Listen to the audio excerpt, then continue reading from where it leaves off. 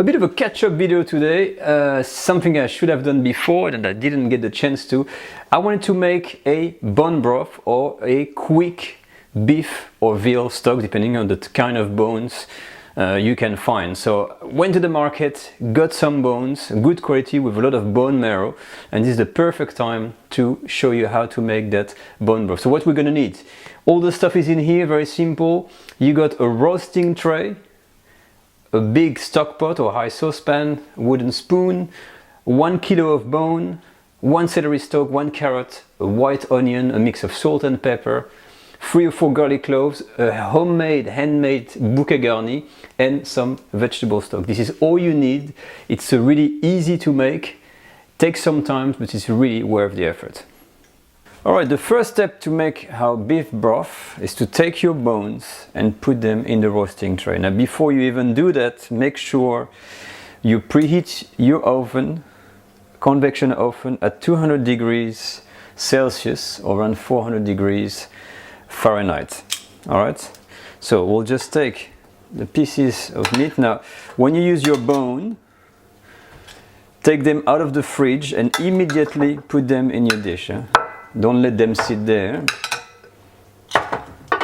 before you use this, okay? And this piece is here. Now you don't need to add any fat in there that's gonna come from the bones. The only thing you need to do is put it now in the oven, and then we're gonna let it roast for maybe, 15 minutes or more, and turn the bones from time to time. Right, now that the bones are in the oven and they start to cook, it's time for us to prepare our garnish.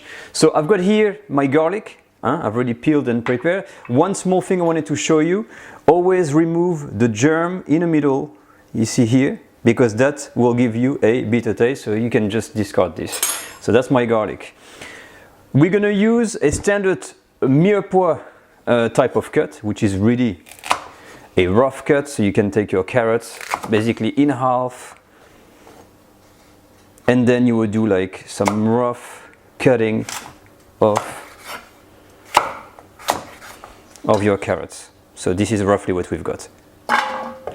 Okay, onion, same thing. Can chop it in half, and we're gonna do a very, very rough cut again. So maybe I can do it like that, and then again the rough chop, so with that forward motion, and I'm gonna have my onions. Celery, same stuff, rough chop. You'll go there and you just go and chop the whole thing up. Once you have this, you're ready to go. Basically you can reserve this on the side, and when the bones are ready, we're gonna mix it in. Alright, so let's check the bones. Yeah, ready. I'm gonna take them out and we're gonna stir them a little bit.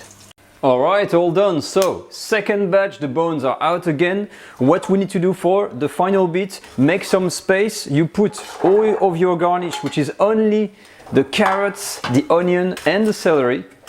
Just make sure they are a little bit in the oil. Put them around your pan, and we're gonna put this back in the oven for about just 5 or 10 minutes, just time for the vegetable to sweat so they lose their natural water content. And that's it, we are done. Our bones now have been in the oven for enough time. You can see our little vegetables here. They're just sweat, so they've been sweating, they haven't burned, and that's very important. So the next step is you're gonna take your bones and really take everything out of your pan. I'm using a spider here. What we call a spider, to make sure we've got everything. So put the bones, be careful with the splatters because this is very, very hot oil. Put everything in here, all the small bits. When you're done, you can use something like that. The spider is usually quite useful to get everything out. And you make sure you've got absolutely everything in your pan. If there's a few bits like that, it's not a big problem. Okay, done. Next thing you're gonna do, you're gonna take your stock that I put in a container, and I'm just gonna pour everything in here making sure I've got all of the juices from the pan into my mix. Okay, all done, and I can now basically pour everything in my stock pot. So you don't have to do this by hand. Be careful, you can use a soup ladle or something like that. Be very, very careful. It is extremely hot and you don't want to burn yourself. When you're done, you basically add the rest of the stock. Look at that, delicious. I love to do this. You can wash off everything. And basically put everything in. Perfect. Take my tongue again. And I'm gonna plunge everything in my stock pot and start to cook my mix. As you can see here, I miss a little bit of water, so I'm just gonna add enough liquid so we're just above the bones and nothing more. And now for the cooking part. I'm gonna put my heat on high under my stock pot and I'm gonna bring my mix to the boil before I add my bouquet garni and my garlic.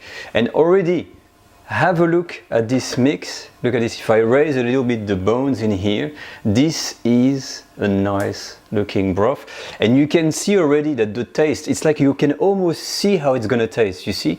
That's very important when you cook. The look of your food reflects also the taste you're gonna get. If something starts to look good, it's got the right colors, chances are you're onto something pretty good. So some little notes. I didn't add any salt or pepper as of yet. You don't really put salt at the beginning, you wait until the end. Okay, our first boil appears and now it's time to add our last little ingredient, which is our homemade lovely bouquet garni. It's gonna plunge in here. And our pieces of garlic that we had before, so you can sprinkle them there. And I'm just gonna make sure everything is dipped in, especially the bouquet garni. You want it to diffuse, so put it at the bottom, put it in there, and now perfect. Now you're gonna put your lid on, and the waiting game starts. Final step, I've moved my stock pot to the smallest heat element I've got, and you put it on the smallest of flame. So really the minimum of the minimum, because this has now to slow cook or simmer gently for 3 to 4 hours. So when it's done, we'll look at the result. It's been 4 hours of simmering and this is the result. All the meat has kind of detached from the bone, as you can see here. It's very thick and this is what you get. It's all detached. So what we're going to do now is very quickly discard all of the unwanted bits. You're just basically going to take absolutely everything there is in there. All the carrots, all the bones, scoop everything out. And when you're done, you filter the whole mix through a sieve and put it in another container. After that, we're going to do a final seasoning and it's ready. That's it, it's all done. And basically, how can you serve a bone broth? Well, basically the bone broth really is screaming for simplicity. In this case, the only thing I'm gonna add is a little bit of these spring onions, just a touch, and perhaps a few leaves of coriander, just to add an extra dimension in our soup. To complete the whole package, I've just made a simple cheesy toast, French style, to go with it. And that's how I'm gonna eat that broth. It's been a long day, hard work. It's cold outside, and honestly, I think I'm just gonna relax and have that good broth just for myself. All right, I hope you enjoyed the video and I see you next time.